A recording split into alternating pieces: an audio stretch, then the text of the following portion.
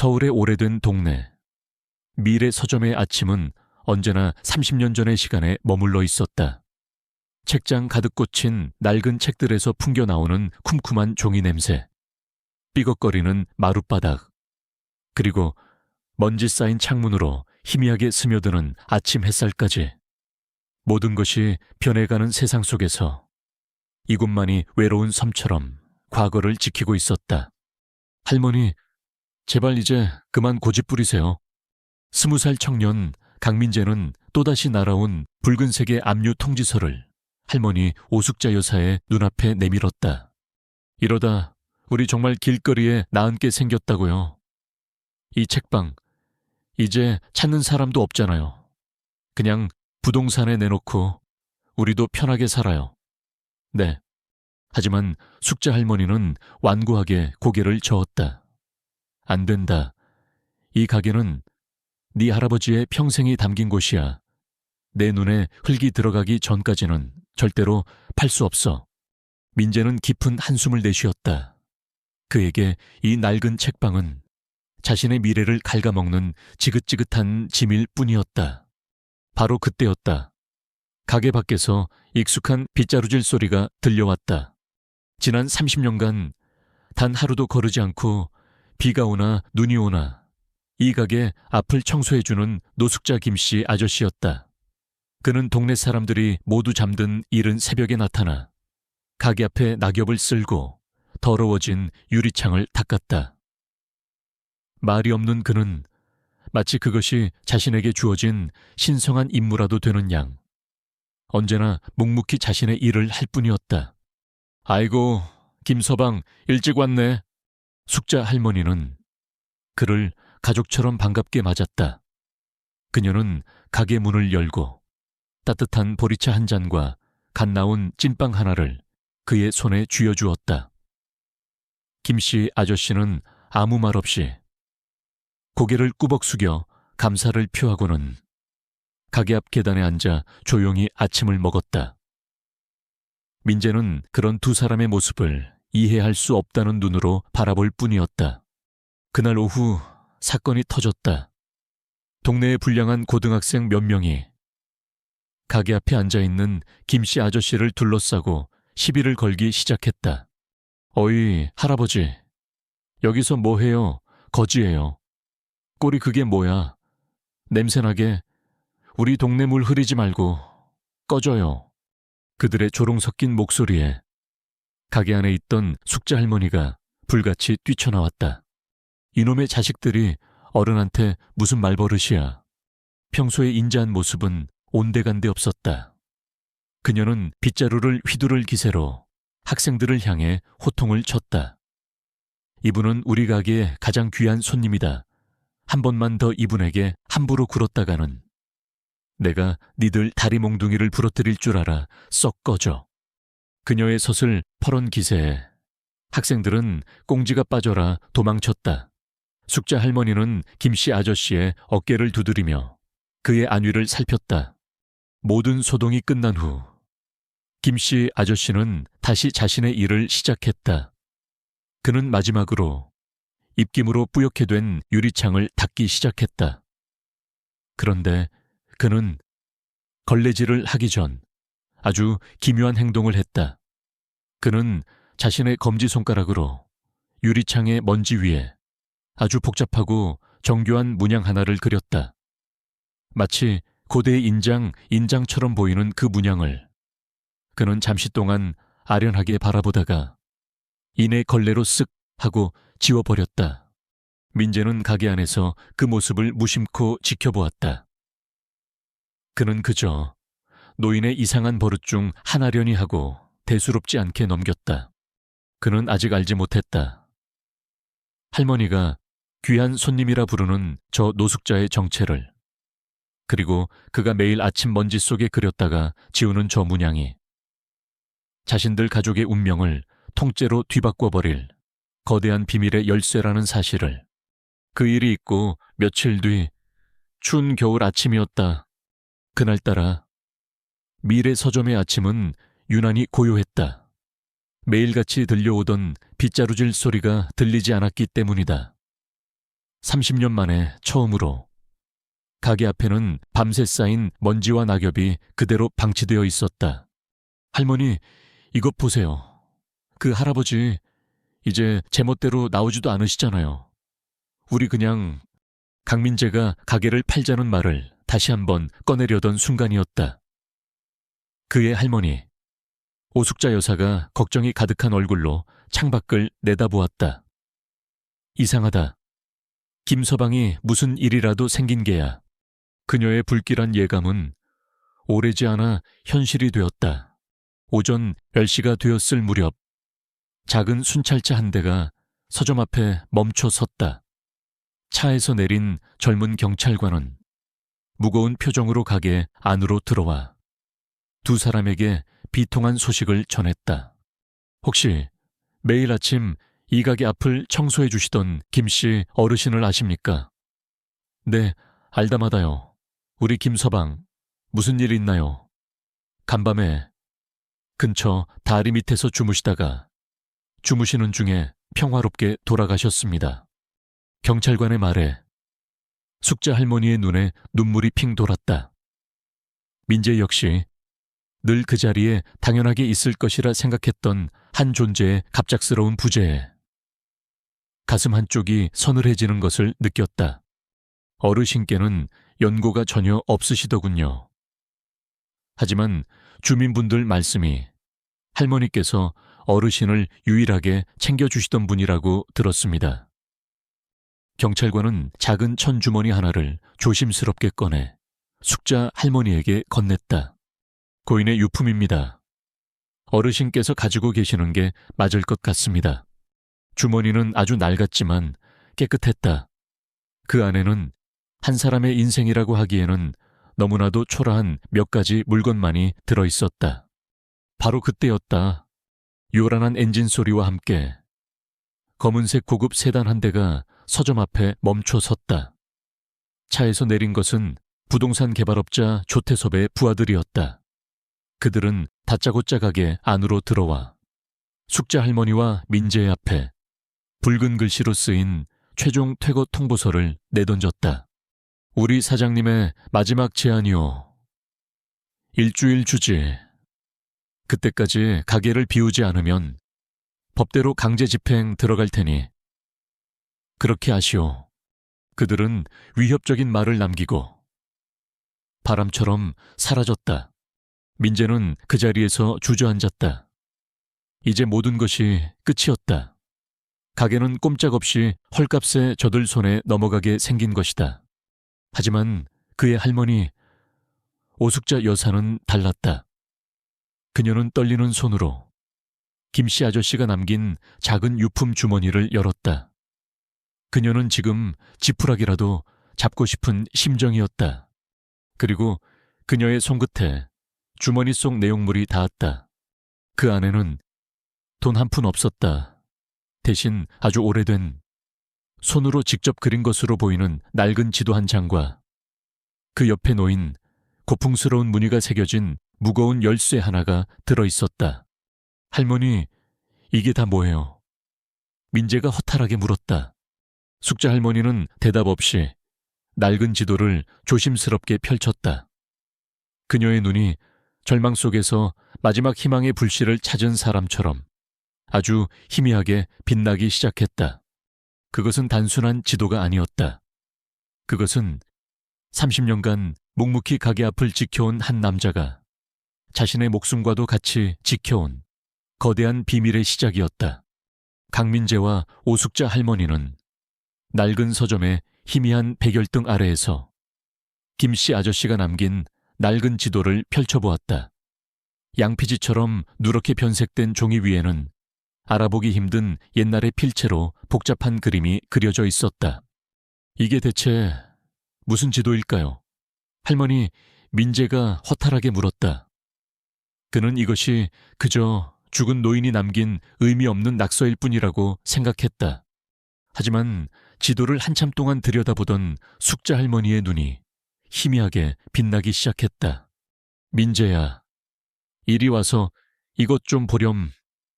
그녀의 목소리가 가늘게 떨리고 있었다. 이건 우리 서점이구나. 아주 오래전에 우리 서점이야. 그녀의 말에 민재는 다시 지도를 들여다보았다. 그러자 보이기 시작했다. 지금은 창고로 쓰는 공간의 옛날 카운터 자리, 계단의 위치, 그리고 지금은 육중한 고서적들이 꽂힌 가장 구석의 낡은 책장 뒤편에 붉은색 잉크로 그려진 작은 X 표시가 바로 그 순간이었다. 가게 문이 거칠게 열리며 조태섭의 부하들이 다시 들이닥쳤다. 그들은 지난번보다 훨씬 더 위협적인 태도로 민재와 할머니를 몰아붙였다. 어이, 할멈 생각은 다 해봤나. 우리 사장님 인내심이 그렇게 깊은 분이 아니야. 좋은 말로 할 때 여기 도장 찍으시지. 그들은 막무가내로 매매 계약서를 할머니의 얼굴 앞에 들이밀었다. 민재는 더 이상 참을 수 없었다. 이전에 그였다면 할머니를 설득해 가게를 팔자고 했을 것이다. 하지만 지금 그의 손에는 정체를 알 수 없는 비밀의 지도가 들려 있었다. 그의 마음속에 작은 희망과 함께 오기가 피어올랐다. 그는 할머니의 앞을 막아서며 처음으로 그들의 눈을 똑바로 쳐다보았다. 팔지 않겠습니다. 저희 가게에서 당장 나가주시죠. 그의 단호한 태도에 부하들은 의외라는 듯 잠시 멈칫했다. 이놈의 새끼가. 그들은 험악한 말을 내뱉었지만 섣불리 폭력을 쓰지는 못하고 두고 보자는 말을 남긴 채 돌아갔다. 그들이 사라지자마자 민재와 할머니는 약속이라도 한 듯 가게 구석의 낡은 책장을 바라보았다. 두 사람은 힘을 합쳐 수십 년간 한 번도 옮긴 적 없는 먼지 쌓인 무거운 책장을 밀기 시작했다. 삐걱거리는 소리와 함께 책장이 밀려나자 그 뒤편에 벽지가 드러났다. 그리고 지도에 표시된 바로 그 자리에 다른 곳과는 달리 마룻바닥의 한 부분이 미세하게 튀어나와 있었다. 민재는 마룻바닥의 틈새에 손가락을 넣어 힘껏 그것을 들어 올렸다. 오랜 세월 동안 닫혀있던 공간이 쿰쿰한 공기와 함께 모습을 드러냈다. 그리고 그 안에는 낡고 녹슨 철제 상자 하나가 마치 수십 년간 주인을 기다려온 것처럼 놓여 있었다. 민재는 떨리는 손으로 상자를 열었다. 그의 기대와는 달리 그 안에는 금은보화가 없었다. 대신 두툼한 낡은 일기장 한 권과 빛바랜 종이로 된 부동산 등기부등본 한 통이 들어있었다. 민재는 등기부등본을 먼저 펼쳐보았다. 그리고는 자신의 눈을 의심했다. 소유주란에 적힌 이름은 돌아가신 할아버지의 이름이 아니었다. 그곳에는 그들이 생전 처음 보는 낯선 사람의 이름이 적혀 있었다.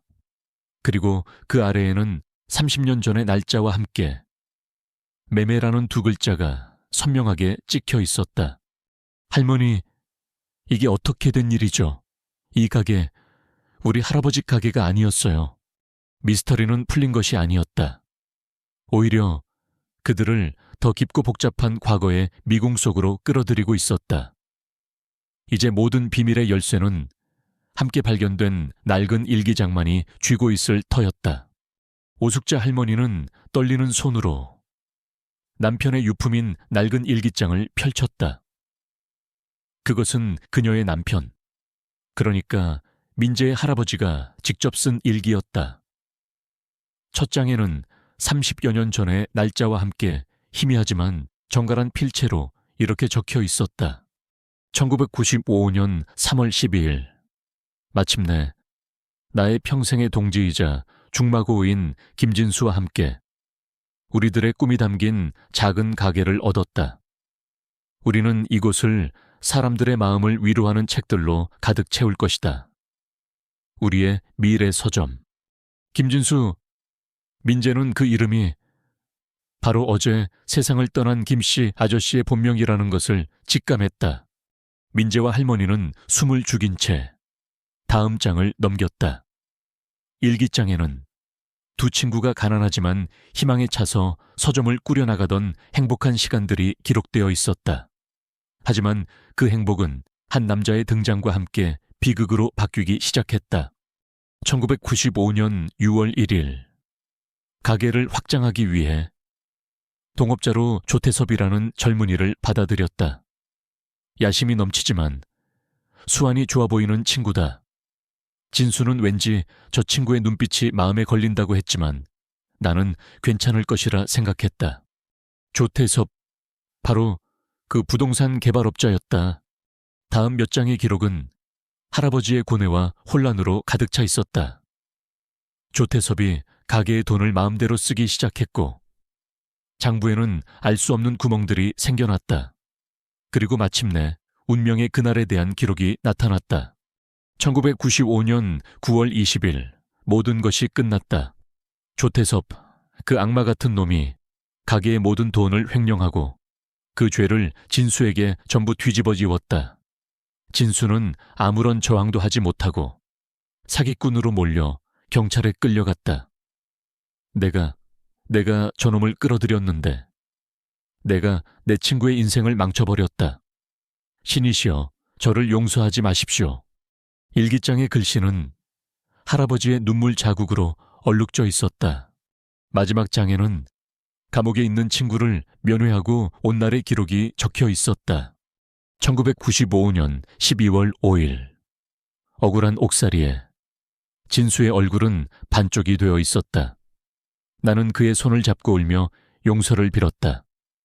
그리고 약속했다. 내가 무슨 일이 있어도 우리의 꿈이 담긴 이 가게를 꼭 지키고 있겠다고. 자네가 돌아올 때까지 이 가게는 영원히 자네의 것이라고. 진수는 아무 말 없이 그저 내 손을 한번 꽉 잡아주었다. 그것이 우리의 마지막 약속이었다. 모든 진실을 알게 된 민재와 할머니는 한동안 아무 말도 할 수 없었다. 이제야 모든 것을 이해할 수 있었다. 김씨 아저씨가 지난 30년간 왜 매일같이 이 가게 앞을 청소했는지를, 그는 가게를 되찾으러 온 것이 아니었다. 그는 단지 자신을 믿어준 친구와의 마지막 약속을 지키기 위해, 그리고 자신의 분신과도 같았던 가게를 가장 가까운 곳에서 지켜보기 위해 매일 아침 수호자로서 이곳을 찾아왔던 것이다. 할머니가 건네는 따뜻한 보리차 한 잔은 그들의 30년의 우정과 약속을 확인하는 그들만의 조용한 의식이었다. 바로 그때 가게 문틈으로 공식 서류 봉투 하나가 툭 하고 던져졌다. 그것은 조태섭의 법무법인이 보낸 소송장이었다. 조태섭은 위조된 서류를 근거로 이 서점의 소유권이 자신에게 있다며 당장 가게를 비우라는 법적 절차를 시작한 것이었다. 민재는 소송장을 들어 올린 할아버지의 일기장을 나란히 손에 들었다. 과거의 진실과 현재의 위협, 이제 더 이상 물러설 곳이 없었다. 이 싸움은 더 이상 낡은 가게 하나를 지키기 위한 싸움이 아니었다. 그것은 비열한 배신자에게 모든 것을 빼앗기고도 평생에 걸쳐 친구와의 약속을 지켜온 한 위대한 남자의 명예와 그 약속을 이어받은 할아버지의 유산을 지키기 위한 거룩한 전쟁이었다. 민재의 눈빛이 이전과는 비교할 수 없을 정도로 단단하고도 차갑게 빛나기 시작했다. 조태섭과의 첫 번째 법정 심리가 열리는 날, 강민재와 오숙자 할머니는 젊은 변호사 한 명과 함께 법정의 한쪽에 초조하게 앉아 있었다. 그들의 맞은편에는 국내 최고 로펌의 변호사들을 대동한 조태섭이 승리를 확신하는 오만한 미소로 앉아 있었다. 예상대로 재판은 그들에게 불리하게 돌아갔다. 조태섭 측 변호사는 민재의 할아버지가 남긴 일기장은 법적 증거 능력이 없는 노인의 망상일 뿐이라고 주장했다. 그리고 그들은 자신들이 고용한 사설 감정사의 소견서를 증거로 제출하며 민재 가족이 찾아낸 부동산 등기부 등본이 정교하게 위조된 것이라고 몰아붙였다. 존경하는 재판장님, 원고 측이 가진 증거는 아무런 법적 효력이 없습니다. 이 가게는 30년 전 저희 의뢰인께서 정당하게 취득한 재산입니다. 판사의 표정도 조태섭 측에게 유리하게 기울어지는 듯했다. 민재와 할머니의 얼굴에 절망의 그림자가 드리워졌다. 모든 것이 이대로 끝나는 듯 보였다. 민재는 자신도 모르게 부적처럼 품에 안고 온 김씨 아저씨의 유품인 낡은 열쇠를 꽉 움켜쥐었다. 바로 그 순간이었다. 그의 머릿속에서 희미한 기억 하나가 번개처럼 스쳐 지나갔다. 김씨 아저씨가 매일 아침 유리창을 닫기 전 먼지 위에 손가락으로 그리곤 했던 그 기묘한 문양. 민재는 자신도 모르게 소리쳤다. 잠깐만요. 그는 주머니에서 열쇠를 꺼내 들었다. 열쇠의 손잡이에는 아주 작고 정교한 문양이 새겨져 있었다. 그것은 김씨 아저씨가 매일 아침 유리창에 그리던 바로 그 문양과 정확히 일치했다. 이 문양, 민재의 머리가 빠르게 회전하기 시작했다. 이 열쇠는 단순한 열쇠가 아니었다. 이것은 김씨 아저씨가, 할아버지가 자신들에게 남긴 마지막 메시지였다. 그는 자리에서 벌떡 일어나 자신의 변호사에게 달려가 다급하게 속삭였다. 변호사는 그의 말을 듣고 놀라움과 희망이 뒤섞인 표정으로 판사를 향해 외쳤다. 재판장님, 저희 측에 새로운 증거가 발견되었습니다. 잠시 재판을 휴정해 주시길 간곡히 요청합니다. 판사는 마지못해 휴정을 선언했다. 민재는 할아버지의 일기장 마지막 페이지에 아주 작은 글씨로 적혀있던 신한은행 개인금고 13번이라는 메모를 떠올렸다. 그들은 곧장 은행으로 달려갔다.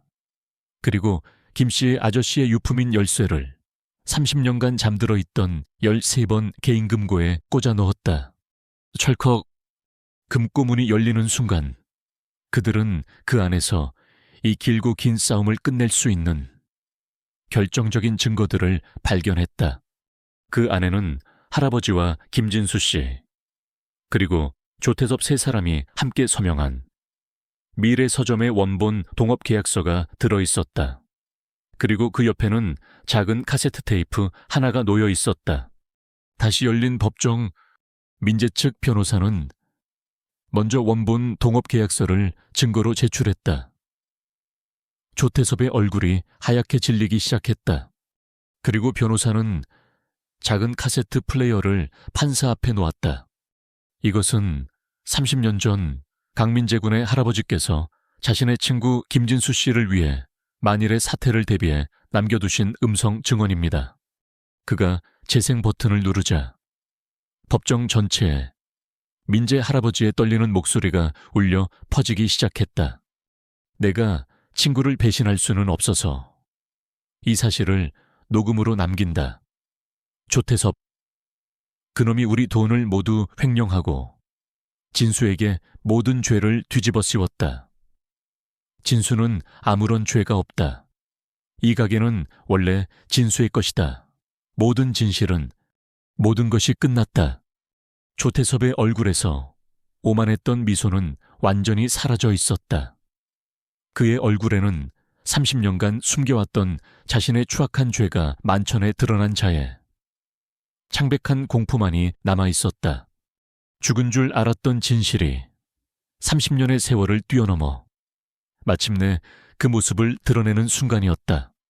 법정은 30년 만에 울려 퍼진 죽은 자의 목소리 앞에 완전히 압도되었다. 할아버지의 카세트 테이프는 조태섭의 모든 죄악을 입증하는 돌이킬 수 없는 증거가 되었다. 그는 그 자리에서 30년 전의 사기 및 횡령, 그리고 위증 혐의로 긴급 체포되었다. 평생을 부와 권력의 성 안에서 군림했던 그의 제국은 그렇게 한순간에 무너져 내렸다. 미래 서점의 이야기는 30년의 약속이라는 이름으로 세상에 알려지며 큰 화제가 되었다. 사람들은 비정한 배신과 그 속에서도 30년간 묵묵히 우정을 지켜온 두 친구의 숭고한 이야기에 감동했다. 그 후 서점에는 많은 변화가 찾아왔다. 낡고 초라했던 서점은 이제 두 친구의 위대한 우정의 흔적을 보기 위해 전국 각지에서 찾아오는 사람들의 발길로 북적였다. 사람들은 책을 사지 않더라도 가게 앞에 작은 국화꽃 한 송이를 놓아두거나 두 분의 우정을 잊지 않겠습니다 라는 응원의 쪽지를 남기고 갔다. 어느 날 저녁 찾아온 손님들이 모두 돌아가고 강민재와 오숙자 할머니는 오랜만에 찾아온 가게의 활기를 정리하고 있었다. 할머니, 민재가 먼지 쌓인 책들을 닦으며 말했다. 저는 이 가게가 평생 제 발목을 잡는 지긋지긋한 짐이라고만 생각했어요. 그의 목소리에는 깊은 반성이 담겨 있었다. 하지만 그게 아니었어요. 이 가게는 짐이 아니라 약속이었어요. 할아버지가 자신의 가장 친한 친구와 맺었던, 그리고 평생을 지켜온 너무나도 무겁고 위대한 약속. 그의 말에 숙자 할머니는 말없이 고개를 끄덕였다. 그녀는 가게 한쪽에 놓인 김씨 아저씨가 늘 앉아있던 낡은 의자를 바라보며 말했다. 이제는 내 할아버지와 김서방, 두 사람 모두 하늘에서 편안히 웃고 있겠지. 서로의 어깨를 두드리며 고생했다고, 약속을 지켜줘서 고맙다고. 그렇게 말이야. 민재는 더 이상 이 낡은 서점을 떠나고 싶다는 생각을 하지 않았다. 그는 이제 이곳을 지켜야 할 이유를 찾았다. 그것은 더 이상 할머니를 위한 의무가 아니었다. 할아버지와 그리고 평생을 이 가게의 문 앞을 지켜온 또 다른 할아버지. 김씨 아저씨의 유지를 잇는 자신의 새로운 사명이었다. 가게의 문이 닫히고 거리에 어둠이 내렸다. 하지만 미래 서점의 쇼윈도는 그 어느 때보다도 밝고 따뜻한 불빛으로 빛나고 있었다. 그 불빛은 30년의 세월을 뛰어넘은 두 친구의 우정이자 그 우정을 이어가기로 결심한 새로운 수호자의 희망이었다. 2년 후 미래 서점은 완전히 새로운 모습으로 다시 태어났다. 강민재와 오숙자 할머니는 책의 판매 수익금과 수많은 사람들의 후원금을 모아 낡았던 서점을 아름답게 리모델링했다. 하지만 그곳의 오래된 책 냄새와 따뜻한 분위기는 그대로 간직했다. 서점의 한쪽에는 작은 카페 공간과 함께 김진수 서재라는 이름의 작은 쉼터가 마련되었다. 그곳은 동네의 노숙인이나 어려운 이웃들이 추운 겨울날 잠시 몸을 녹이며 따뜻한 차 한 잔과 함께 자유롭게 책을 읽을 수 있는 공간이었다. 민재는 더 이상 이 낡은 서점을 떠나고 싶어하는 청년이 아니었다. 그는 할아버지와 김씨 아저씨의 위대한 우정의 역사를 이제는 누구보다도 자랑스러워하는 이 서점의 든든한 주인이 되어 있었다. 어느 이른 새벽, 아직 동네가 깊은 잠에 빠져 있는 시간, 어둠 속에서 익숙한 빗자루질 소리가 다시 울려 퍼지기 시작했다. 가게 앞을 쓰는 사람은 더 이상 김씨 아저씨가 아니었다. 그의 손자가 된 젊은 주인 강민재였다. 그는 2년 전 모든 진실을 알게 된 그날 이후로 단 하루도 거르지 않고 할아버지의 친구가 그랬던 것처럼 가게의 아침을 여는 것으로 하루를 시작했다. 그것은 그에게 두 분의 숭고한 약속을 잊지 않겠다는 스스로와의 다짐이자 경건한 의식이었다. 그가 가게 앞을 모두 쓸고 유리창을 깨끗하게 닦았을 때 가게 문이 열리며 할머니 숙자 여사가 나왔다. 그녀의 손에는 30년 전 그녀가 김씨 아저씨에게 그랬던 것처럼 따뜻한 보리차가 담긴 컵 하나가 들려 있었다. 고생했다, 우리 강아지. 할머니는 손자의 손에 컵을 쥐어주었다. 두 사람은 말없이 서로를 보며 환하게 미소 지었다. 민재는 더 이상 돈벌이가 되지 않는 낡은 서점의 주인이 아니었다. 그는 한 남자의 30년의 희생과 또 다른 한 남자의 30년의 약속이 담긴 이 세상 가장 위대한 유산을 물려받은 새로운 수호자였다. 떠오르는 아침 해가 두 사람의 모습과 미래 서점이라는 간판을 따뜻하게 비추고 있었다. 30년 전 두 젊은 친구가 함께 꾸었던 꿈은 이제 그들의 손자에게로 이어져 더 크고 아름다운 미래를 향해 새로운 페이지를 넘기고 있었다. 오늘 이야기가 여러분의 마음에 작은 울림을 주었다면 구독과 좋아요를 눌러주세요. 여러분의 따뜻한 응원은 저희에게 더 좋은 이야기를 만드는 가장 큰 힘이 됩니다. 댓글을 통해 여러분의 생각과 감정을 공유해 주시는 것도 잊지 마세요. 다음에 더 감동적인 이야기로 찾아뵙겠습니다. 감사합니다.